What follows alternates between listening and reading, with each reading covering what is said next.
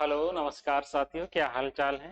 मैं वीरपाल वर्मा और आप हमारे साथ आज पढ़ रहे हैं बीएससी फिजिक्स सेकेंड सेमेस्टर का सिलेबस। और हम इसको लगातार कंटिन्यू टॉपिक वाइज टॉपिक चलते जा रहे हैं। ऐसा भी नहीं है कि हम इसको छोड़ छोड़ करके पढ़ा रहे हैं, हम बिल्कुल अपनी यूनिट के हिसाब से चल रहे हैं। तो हमारी फर्स्ट यूनिट थी जो thermodynamics and kinetic theory of gases, उसी को हम बाकायदा टॉपिक बाय टॉपिक चल रहे हैं। तो सबसे पहले हमने थर्मोडायनामिक्स से स्टार्ट किया, जिसमें हमने कुछ टर्मिनोलॉजीज के बारे में देखा, जिसमें हमने पढ़ा है हीट क्या होता है, टेम्परेचर क्या होता है, एनर्जी क्या होती है, थर्मोडायनामिक्स क्या है, थर्मोडायनामिक्स वेरिएबल्स क्या होते हैं, थर्मोडायनामिक्स इक्वेशंस क्या हैं, जीरो लॉ ऑफ थर्मोडायनामिक्स। उसके बाद हमने work done depends on path को भी देखा और पीवी डायग्राम को भी देखा, और work done in thermodynamic process को भी हमने देखा, और एक्सटर्नल और इंटरनल वर्क डन को भी देखा, इंटरनल एनर्जी के बारे में भी पढ़ा। तो बात करें कल, तो कल हमने दो चीजें देखी थी। एक तो हमने देखा था कि कैसे वर्क जो होता है वो डिपेंड करता है रास्ते पर, दूसरा हमने पीवी डायग्राम को देखा था। बात करें हम कल से ही थोड़ा स्टार्ट करते हैं कि हमने देखा था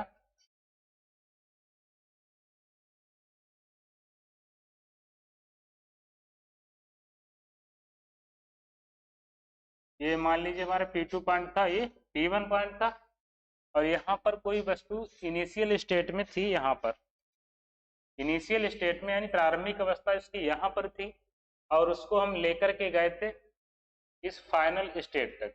ठीक है, और इसको माना था B1 और इसको माना था B2। उसके बाद हमने इसके कोऑर्डिनेट्स को कंसीडर किया था, तो इस पॉइंट की कोऑर्डिनेट हो जाएंगे P1 B1, और इधर इस कोऑर्डिनेट यहाँ पर हो जाएंगे P1 B2। और ये वाला पॉइंट हमने क्या माना था, A, और इसको माना था V। यानी अब हमें इस इनिशियल स्टेट से फाइनल स्टेट तक जाने के लिए तीन रास्ते हैं हमारे पास। पहला रास्ता क्या है, IAF, दूसरा रास्ता IBF, और तीसरा रास्ता अगर इसको यहाँ पे नाम दे दे तो हो जाएगा IEF, या हम इसको डायरेक्ट IF भी कह सकते हैं। अब हमें यहाँ पे डिफाइन ही करना था कि यहाँ पर जो हम कार्य करेंगे तीनों अलग अलग रास्तों से जाएंगे, तो रास्तों पर डिपेंड होगा कार्य या नहीं होगा। तो उसके लिए हम क्या करेंगे, इन तीनों रास्तों से हम चल करके जाएंगे। उसके बाद देखेंगे अगर तीनों रास्तों से किया गया कार्य सेम मिल रहा है तो मतलब रास्ते पर कार्य डिपेंड नहीं करता है, और तीनों में अगर डिफरेंट मिल रहा है तो हम ये बता देंगे कि जो कार्य किया जाता है रास्ते पर निर्भर करता है। तो उसको हमने डिफाइन किया था, और इसके पॉइंट क्या हो जाएंगे P2 V1, और इसके क्या हो जाएंगे P2 V2।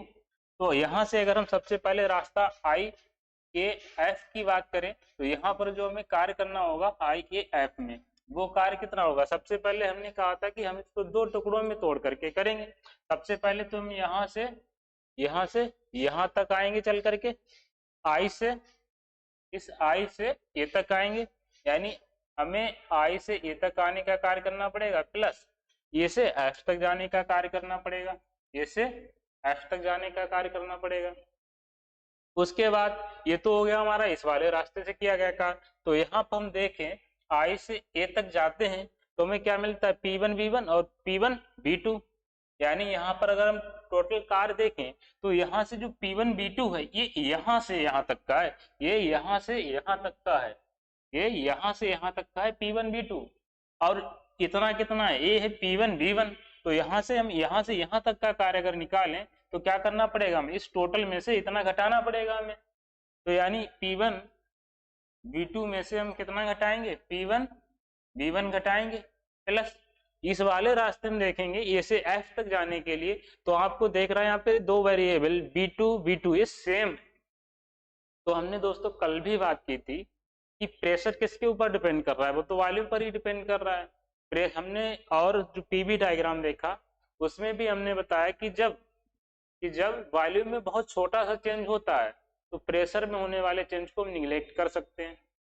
अब यहाँ पर आप देख रहे हैं कि दोनों ही वॉल्यूम सेम है, तो जब वॉल्यूम सेम है तो यहाँ पर प्रेशर तो ऑलरेडी छोड़ सकते हैं। तो सेम होने के कारण यानी बी क्या हो रहा है, यहाँ पर बी हो रहा है कांस्टेंट। क्या हो रहा है, बी कांस्टेंट हो रहा है, यहाँ पे बी कांस्टेंट हो रहा है। कांस्टेंट होने का मतलब हम इसको क्या ले सकते हैं, जीरो ले सकते हैं।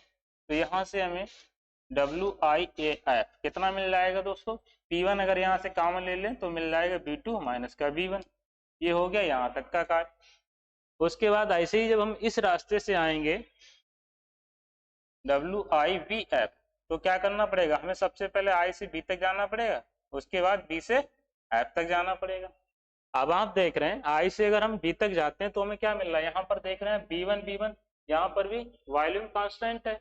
जब वॉल्यूम कांस्टेंट है पूरी मात्रा क्या हो जाएगी, इसकी जीरो हो जाएगी, यानी यहाँ से I तक B तक जो कार्य करना पड़ेगा वो तो होगा हमारा जीरो। उसके बाद हम यहाँ से यहाँ तक का कार्य देखते हैं कितना होगा, तो हम वही प्रक्रिया जो यहाँ पर हमने फॉलो किया उसी को यहाँ पर फॉलो करेंगे, तो P2 V2 में से P2 V1 कम हो जाएगा, यानी P2 V2 माइनस का P2 V1। तो यहाँ से दोस्तों अगर हम कॉमन ले लें P2 को तो क्या मिल जाएगा, V2 माइनस का V1, ये वाला मिल जाएगा। ऐसे ही हम इसमें भी कर लेंगे, P1 V1 और इधर P2 V2 है, तो यहाँ पर जो कार्य होगा WI से F तक, ठीक है, तो ये कितना हो जाएगा, P2 V2 माइनस का P1 V1, ये हो जाएगा। तो आप देख रहे हैं इन तीनों रास्तों में जो किया गया कार्य वो लगभग एवरेज के तो बराबर है, लेकिन एग्जैक्टली बराबर नहीं है, बिल्कुल सेम टू सेम नहीं है। यहाँ पर देख रहे हैं P1 V2 माइनस V1 और इधर P2 V2 माइनस V1 और इधर कितना आ रहा है P2 V2 माइनस का P1 V1। तो इन तीनों ही रास्तों में जो किया गया कार्य वो अलग अलग आ रहा है। इसका मतलब कि किया गया कार्य रास्ते पर निर्भर करेगा। इसी को हमने दोस्तों कल देखा था। उसके बाद दोस्तों हमने डायग्राम एक देखा था, पीवी डायग्राम, एक हमने देखा था पीवी डायग्राम। पीवी डायग्राम में हमने बात की थी कि इसमें करते क्या है पीवी डायग्राम में। तो दोस्तों पीवी डायग्राम में हम कोई जो हमारा सिस्टम है उसकी अवस्था में होने वाले चेंज को रिप्रेजेंट किया जाता है पीवी डायग्राम से। इसको हम बोलते हैं सूचित आरेख। क्या बोलते हैं इसको, इंडिकेटर डायग्राम या सूचित आरेख। सूचित आरेख या इंडिकेटर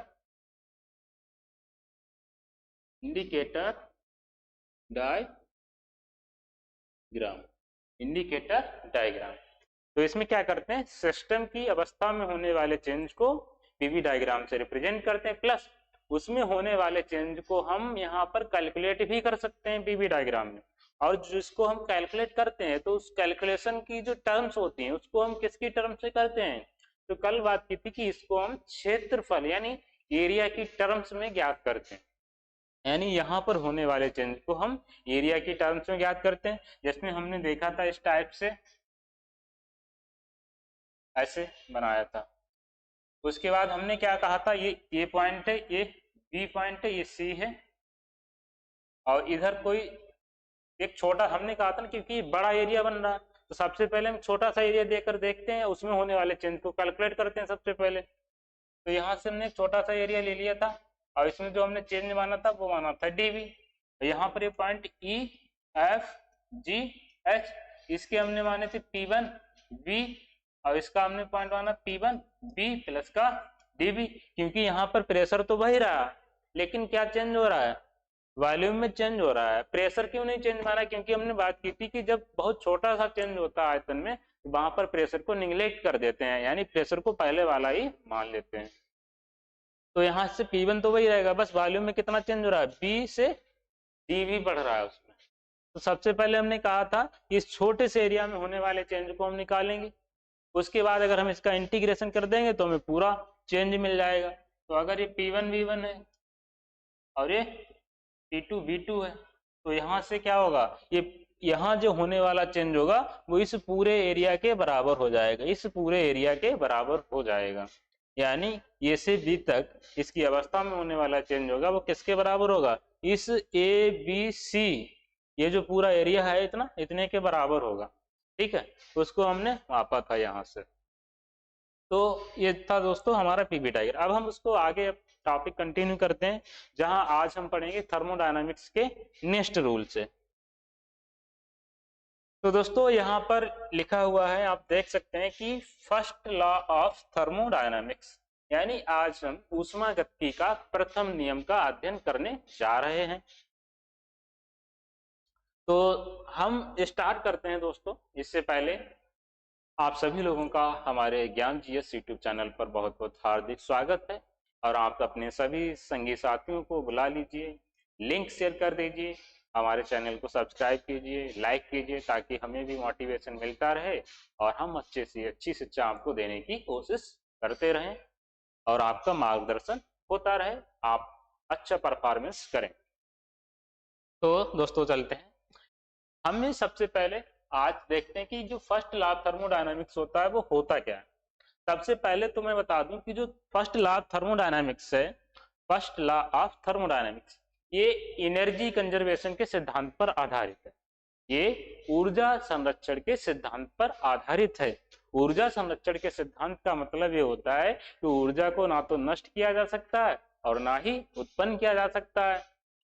इसका हम क्या कर सकते हैं, केवल इसका ट्रांसफॉर्मेशन कर सकते हैं, यानी इसका रूपांतरण कर सकते हैं केवल।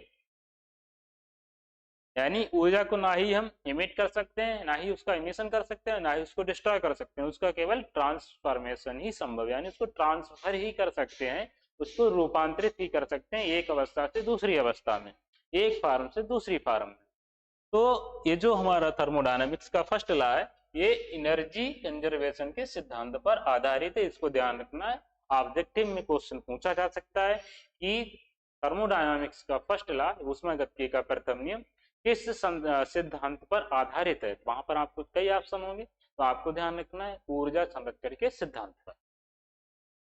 बात करें तो इसकी दो फॉर्म होती है, यानी इसके दो रूप होते हैं। ऊर्जा, ये जो हमारा सिद्धांत है पूरा, इसके दो रूप होते हैं थर्मोडायनामिक्स के अंदर। हम देखते हैं फर्स्ट लॉ में सबसे पहली फॉर्म की बात करें, फर्स्ट फॉर्म क्या है इसकी, तो इसमें लिखा है कि मैकेनिकल जो वर्क होता है उसको हीट एनर्जी में या हीट एनर्जी को मैकेनिकल वर्क में कन्वर्ट किया जाता है। यानी कहना चाह रहे हैं कि जब मैकेनिकल वर्क को हीट एनर्जी में या हीट एनर्जी को मैकेनिकल वर्क में कन्वर्ट करते हैं, तो यहाँ पर जो मैकेनिकल वर्क है और जो हीट एनर्जी है उसका जो रेशियो होता है वो कांस्टेंट रहता है। यानी कि हमारे पास दो चीजें हैं, मैकेनिकल वर्क, दूसरा हीट एनर्जी, क्योंकि दोनों ही एक दूसरे पर डिपेंड है। एनर्जी के कारण ही वर्क किया जाता है, वर्क से एनर्जी भी उत्पन्न होती है। जैसे मोटरसाइकिल है, मोटरसाइकिल में देखा होगा उसके अंदर एक बैटरी होती है, तो वो बैटरी आपने कभी सोचा चार्ज कैसे होती है, और अगर बैटरी खराब है तो मोटरसाइकिल चालू भी नहीं हुई। तो दोनों क्या एक दूसरे से कनेक्टेड हैं। जब बाइक चलती है तो मोटर अपने आप जो है चार्ज भी होती रहती है बैटरी, और बैटरी जब चार्ज होती है तो बाइक को स्टार्ट भी करती है। तो दोनों कैसे हैं, एक दूसरे पर डिपेंड होते हैं। उसी प्रकार यहाँ पर कह रहे हैं कि जब मैकेनिकल वर्क को हीट एनर्जी या हीट एनर्जी को मैकेनिकल वर्क में कन्वर्ट किया जाता है, तो इन दोनों का जो रेशियो होता है वो कांस्टेंट रहता है। यानी कि W/Q इक्वल टू कितना रहता है, कांस्टेंट। और अगर इस कांस्टेंट को मान लें J, इस कांस्टेंट को मान लेते हैं J, यहाँ पर J क्या है, ये कांस्टेंट है, ठीक है। और इसकी जो वैल्यू होती है वो 4.18 या लगभग हम इसको 4.2 भी मान लेते हैं, जूल पर कैलोरी, ये होती है इसकी वैल्यू 4.18 या 4.2 जूल पर कैलोरी। तो ये J क्या है यहाँ पर, ये जूल कांस्टेंट है।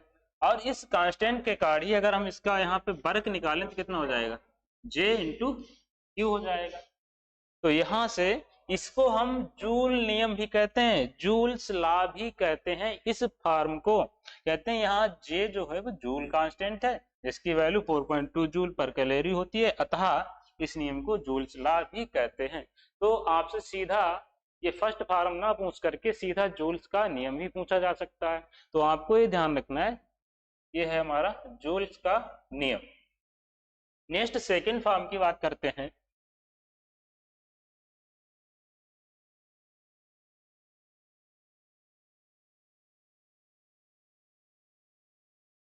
अब ये जो सेकंड फॉर्म है, इसमें क्या होता है, इस नियम के अनुसार जब किसी सिस्टम को स्मॉल हीट एनर्जी दी जाती तब यह एनर्जी तीन प्रकार से खर्च होती।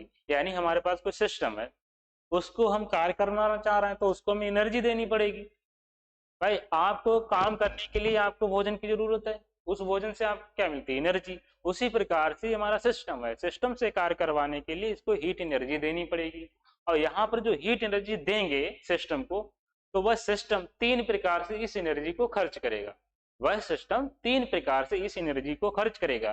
पहली हो जाएगी उसकी काइनेटिक एनर्जी, दूसरी हो जाएगी इसकी पोटेंशियल एनर्जी, और तीसरी हो जाएगी उस पर जो एक्सटर्नल प्रेशर लगेगा, उस प्रेशर से निपटने के लिए, उससे लड़ने के लिए एक अंदर से इंटरनल बल लगाएगा, इंटरनल कार्य किया जाएगा, उसमें खर्च होगी। उन तीनों को ही हम देखते हैं, वही तीनों पॉइंट बनते हैं। सबसे पहला कह रहे हीट एनर्जी का कुछ भाग सिस्टम का टेम्परेचर इंक्रीज करने में खर्च होता है, और टेम्परेचर इंक्रीज करने से क्या होगा, उसकी जो काइनेटिक एनर्जी है वो बढ़ेगी। क्योंकि मैंने पहले भी बताया कि जो टेम्परेचर है और काइनेटिक एनर्जी दोनों एक दूसरे के कैसे होते हैं, डायरेक्टली प्रोपोर्शनल होते हैं।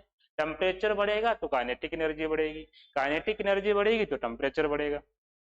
तो यहाँ पर जब सिस्टम को हम टेम्परेचर इंक्रीज करेंगे तो कहते हैं कि हीट एनर्जी का कुछ भाग सिस्टम का टेम्परेचर इंक्रीज करने में ही खर्च हो जाएगा। सिंस आप जानते हैं कि इंटरनल जो काइनेटिक एनर्जी है वो टेम्परेचर पर डिपेंड करती है, अतः अगर टेम्परेचर को इंक्रीज करेंगे तो सिस्टम की काइनेटिक एनर्जी जो है वो भी इंक्रीज हो जाएगी। ये है हमारा फर्स्ट पॉइंट। दूसरा हम बात करते हैं पोटेंशियल एनर्जी का। तो पोटेंशियल एनर्जी में कहा था कि जो मॉलिक्यूल्स होते हैं उनमें अट्रैक्शन, मॉलिक्यूल्स में अट्रैक्शन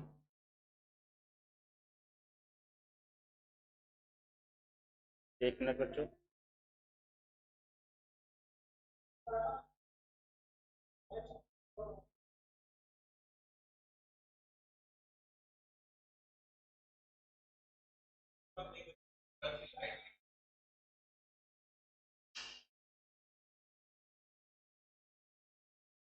बस 2 मिनट का वेट कीजिए।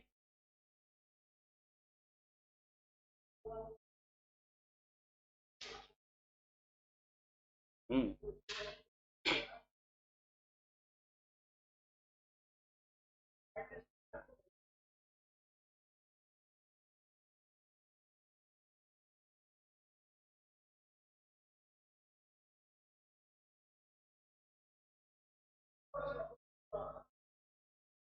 आपको फुल है, ठीक है।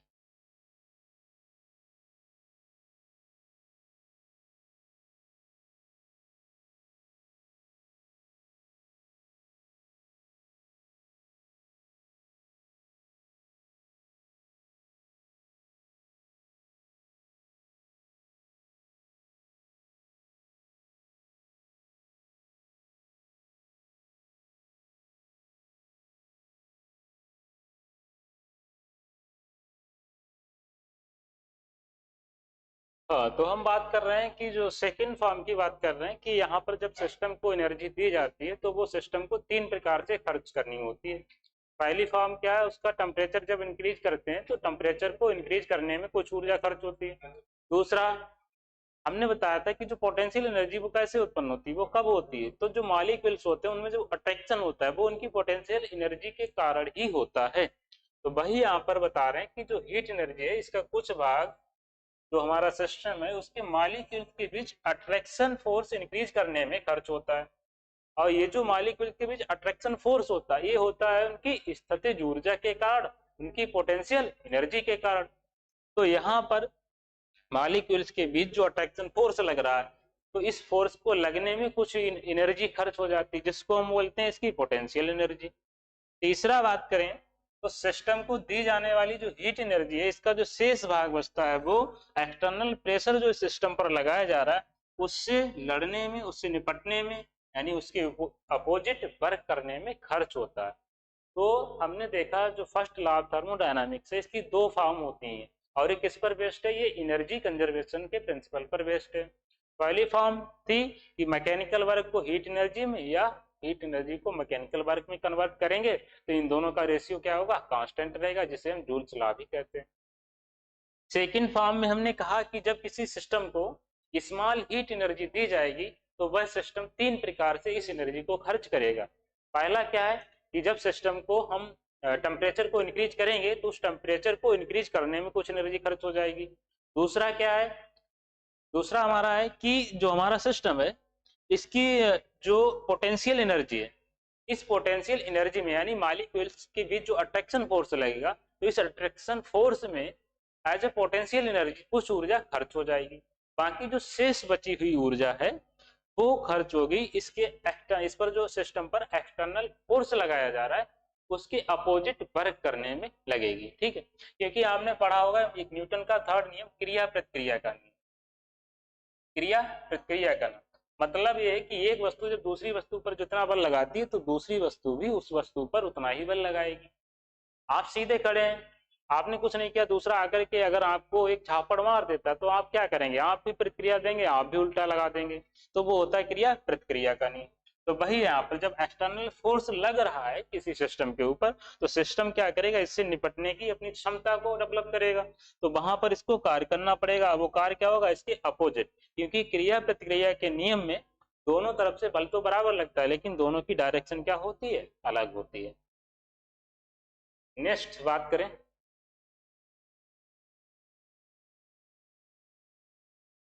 आप थोड़ी इसकी कैलकुलेशन अगर हम देखें, कैलकुलेशन कह रहे हैं यदि किसी सिस्टम को स्मॉल हीट एनर्जी डी की, यानी अगर को हमारा जो सिस्टम है उसको हम स्मॉल हीट एनर्जी डी क्यों दे रहे हैं, तो हमने ये देखा कि इसको ये खर्च कैसे होगी, ये खर्च होगी तीन प्रकार से। उस तीनों को ही हम यहाँ देखते हैं। पहला क्या है हमारा, जो स्मॉल हीट एनर्जी है उसकी काइनेटिक एनर्जी में चेंज के कारण, काइनेटिक एनर्जी में जो चेंज करेंगे उसके कारण खर्च होगी, तो मान लेते हैं टी यू के खर्च हो जाएगी। प्लस उसकी potential energy T U P मान लेते हैं, पोटेंशियल एनर्जी है तो इस पर जो अट्रैक्शन फोर्स लगेगा उसके कारण इतनी एनर्जी खर्च होगी। प्लस शेष बचा है उस पर कार अपोजिट वर्क करना पड़ेगा, डी डब्ल्यू मान लेते हैं अपोजिट वर्क है। तो यहाँ पे लिख देता हूँ ये क्या है, अपोजिट वर्क। ये अपोजिट वर्क किसके अपोजिट है, ये एक्सटर्नल पर एक्सटर्नल प्रेशर जो लग रहा है सिस्टम के ऊपर उससे लड़ने के लिए एक अपोजिट वर्क करना पड़ता है। प्लस ये क्या है, ये है पोटेंशियल एनर्जी, पोटेंशियल एनर्जी जो कि उसके मालिक है उसके भी अट्रैक्शन फोर्स लगने के कारण खर्च होती है। प्लस ये है काइनेटिक एनर्जी, काइनेटिक एनर्जी ये कब खर्च होती है, ये क्यों होती है, तो जब हम टेम्परेचर को इंक्रीज करते हैं तो उसको इंक्रीज करने में कुछ एनर्जी खर्च होती है। और टेम्परेचर और काइनेटिक एनर्जी एक दूसरे के डायरेक्टली प्रोपोर्शनल होते हैं। तो जब टेम्परेचर इंक्रीज होगा तो काइनेटिक इंक्रीज भी, काइनेटिक एनर्जी भी इंक्रीज होगी। तो यहाँ पर ये काइनेटिक एनर्जी के रूप में खर्च होगी। तो यहाँ पे जो ऊष्मा दी गई, जो हीट दी गई वो तीन रूपों में खर्च हो रही है। अगर इन तीनों को जोड़ देते हैं तो दी गई ऊष्मा के बराबर हो जाएगी। यानी कि जो डी की टोटल स्मॉल हीट एनर्जी दी है ये किसके किसके बराबर है, ये उसकी kinetic energy plus potential energy plus जो अपोजिट वर्क किया जा रहा है उसके बराबर। ठीक भाई, ये आपको आपके बाबूजी ने मेला देखने के लिए कुछ पैसे दिए हैं तो आपने खर्च कर लिए हैं। खर्च करने के बदले आपने क्या लिया, कोई वस्तु ली होगी, कोई चीज खाई पी होगी। तो जब आपसे हिसाब मांगा जाएगा तो आप क्या कर पाएंगे, आप वो पैसे का हिसाब ना दे करके उससे जो जो आपने खरीदा है उसका हिसाब देंगे।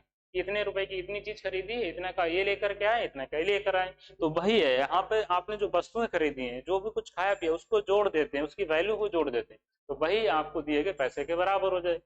ठीक वही यहाँ पर जो हीट एनर्जी दी गई वो इन तीनों के बराबर। तो ये कहना चाह रहा है हमारा नियम। ठीक है, अब ये जो दोनों प्रकार की एनर्जी है D UK plus D UP, इसको इसको हम बोलते हैं इंटरनल एनर्जी, इंटरनल एनर्जी जो कि परसों की क्लास में आप पढ़ चुके हैं। तो इतना ये क्या बन जाएगा, ये बन जाएगा इंटरनल एनर्जी, इंटरनल एनर्जी। क्योंकि बात की थी कि जो एनर्जी होती है इंटरनल एनर्जी ये दो प्रकार की होती है, एक तो काइनेटिक के रूप में होती है, दूसरी पोटेंशियल के रूप में होती है। तो ये है इसकी काइनेटिक। तो इसको अगर टोटल हम मान लेते हैं, टोटल टी यू मान लेते हैं, इसको हम क्या मान लेते हैं, टोटल टी यू मान लेते हैं। तो यहाँ पर जो हमारा जो हमने स्मॉल हीट एनर्जी दी है वो किसके बराबर हो जाएगी, इसकी इंटरनल एनर्जी प्लस किए गए कार्य, अपोजिट जो वर्क कर रहे हैं एक्सटर्नल प्रेशर से निपटने के लिए उसके बराबर है। तो यही है दोस्तों थर्मोडायनामिक्स का फर्स्ट लॉ, थर्मोडायनामिक्स का फर्स्ट लॉ। तो अतः इसका कंक्लूजन देखें,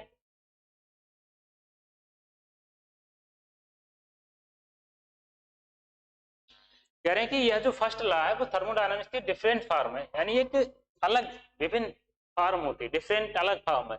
क्या है इसके अनुसार? कह रहे हैं किसी सिस्टम को दी जाने वाली हीट एनर्जी उसकी इंटरनल एनर्जी में वृद्धि, जो कि आप देख रहे हैं ना इधर क्या मिल रहा है डी क्यू, ये क्या है स्मॉल हीट एनर्जी जो चेंज है वो किसके बराबर है? जो इसकी इंटरनल एनर्जी उसमें होने वाले चेंज का, अब उसमें इंक्रीजमेंट हो रहा होगा या कुछ भी हो रहा है उसके बराबर, प्लस वहां पे किए गए कार्य में जो चेंज हो रहा है उसके बराबर। तो वही यहाँ पर अब इसको हम थ्योरी में देखना चाह रहे हैं, कंक्लूजन निकाल कर। अभी तो हमने एनालिसिस करके देखा, लेकिन फाइनली अगर आ जाए कोई हमसे पूछे तो इतना सब कुछ थोड़ी ना बताना है, उसको 2-4 लाइनों में स्पष्ट रूप से बता देना। तो वही 2-4 लाइनें कंक्लूजन यहाँ पर है, इसको हम बोलेंगे फर्स्ट लॉ। अब थर्मोडायनामिक्स, तो यहाँ पे क्या होगा, किसी सिस्टम को दी जाने वाली हीट एनर्जी उसकी इंटरनल एनर्जी में वृद्धि यानी इंक्रीजमेंट प्लस एक्सटर्नल प्रेशर के अपोजिट सिस्टम द्वारा किए गए कार्य के योग के बराबर होती है। यानी किसी सिस्टम को जो हमने एनर्जी दी है वो किसके बराबर होगी? वो उसकी इंटरनल एनर्जी में जो चेंज हो रहा है, इंटरनल एनर्जी में जो चेंज हो रहा है, यू में चेंज हो रहा है, उसके प्लस जो सिस्टम पर एक्सटर्नल प्रेशर लग रहा है उसके अपोजिट सिस्टम के द्वारा वर्क करने में खर्च हो जाएगी, ये वाला। तो ये जो थ्योरी है यहाँ से बनकर के आई है कि किसी भी सिस्टम को दी जाने वाली स्मॉल हीट एनर्जी उसमें उसकी इंटरनल एनर्जी में होने वाली वृद्धि के, इंक्रीजमेंट के, चेंज के, प्लस सिस्टम के द्वारा एक्सटर्नल प्रेशर के अपोजिट कार्य करने में जो कार्य करते हैं उसके योग के बराबर होती है। यानी यहाँ पर ये डी यू हो गया है हमारा इंटरनल एनर्जी में चेंज, प्लस डी डब्ल्यू हो गया है सिस्टम के द्वारा एक्सटर्नल फोर्स के अपोजिट किया गया कार्य। इन दोनों के योग के बराबर क्या होगा? हमारा डी क्यू यानी कि स्मॉल हीट एनर्जी होगी जो हमने सिस्टम को दी। इसे ही हम कहते हैं थर्मोडायनामिक्स का फर्स्ट नियम। तो नोट पॉइंट क्या है कि यदि किसी सिस्टम को हीट एनर्जी देते हैं तो ये पॉजिटिव, तो इसे पॉजिटिव, और जब सिस्टम से हीट एनर्जी ली जाती है तब इसे निगेटिव कहते हैं। मान लीजिए हमारा कोई सिस्टम है, ये हमारा कोई सिस्टम है, अब इनके अनुसार अगर इसको हीट एनर्जी देंगे तो ये कैसी होगी? पॉजिटिव होगी। अगर इस सिस्टम को एनर्जी दी जा रही तो पॉजिटिव होगी, लेकिन वहीं अगर इस सिस्टम से एनर्जी ली जा रही तो ये हो जाएगी निगेटिव। दूसरा, जब सिस्टम के द्वारा वर्क किया जाता है तो इसे पॉजिटिव, यानी ये सिस्टम अगर वर्क कर रहा है तो इसको पॉजिटिव वर्क होगा। वर्क कैसा होगा? पॉजिटिव कब होगा? जब सिस्टम के द्वारा कार्य किया जा रहा है, ठीक है। दूसरा, जब सिस्टम पर कार्य किया जाता है तो इसे नेगेटिव लेते हैं। नेगेटिव क्यों लेते हैं? क्योंकि वो सिस्टम पर कार्य किया जा रहा था, उसको सिस्टम को डेवलप करने के लिए किया जा रहा है, तो वो सिस्टम में ही खर्च हो जाएगा, तो सिस्टम के द्वारा हमें कार्य मिल नहीं पाएगा, बल्कि हमें उल्टा कार्य करने पड़ेगा सिस्टम पर ताकि सिस्टम सही से काम करे। तो वही यहाँ पर क्या हो जाएगा? ये निगेटिव हो जाएगा। तो यहाँ पर पॉजिटिव तथा सिस्टम पर कार्य करेंगे तो ये निगेटिव हो जाएगा। इसी प्रकार डी यू यानी प्लस डी यू क्या है? ये इंटरनल एनर्जी में वृद्धि है। इंटरनल एनर्जी में वृद्धि होगी तो यहाँ पे जो हमारी इंटरनल एनर्जी है वो होगी पॉजिटिव, और वहीं इंटरनल एनर्जी नेगेटिव जब होगी जब इसमें कमी होगी। यानी इस प्रकार जो हमारा सिस्टम है उसमें अगर इंटरनल एनर्जी में वृद्धि हो रही है तब ये इंटरनल एनर्जी पॉजिटिव होगी, और अगर इंटरनल एनर्जी में कमी आ रही है तब ये निगेटिव होगी। तो ये है हमारा फर्स्ट लॉ ऑफ थर्मोडायनामिक्स। यानी ये थर्मोडायनामिक्स लॉ क्या कहता है? जब किसी सिस्टम को स्मॉल हीट एनर्जी दी जाती है तो ये किसके बराबर होगी? ये इंटरनल एनर्जी में होने वाले चेंज के, यानी उसमें होने वाली वृद्धि या कमी, प्लस सिस्टम के द्वारा एक्सटर्नल प्रेशर के अपोजिट किए गए कार्य के योग के बराबर होती है। तो this is called first law of thermodynamics. उसके बाद हमें इसके एप्लीकेशंस को पढ़ना है। तो आज की क्लास में इतना ही रखते हैं और मिलते हैं नेक्स्ट क्लास में। तो अभी हमने थर्मोडायनामिक्स को देखा, आप इसको एक बार रिवाइज कर लीजिएगा ताकि और अच्छे से समझ में आ सके। तो आज की क्लास में दोस्तों इतना ही रखते हैं, मिलते हैं आपसे नेक्स्ट क्लास में। नमस्कार, धन्यवाद, थैंक यू।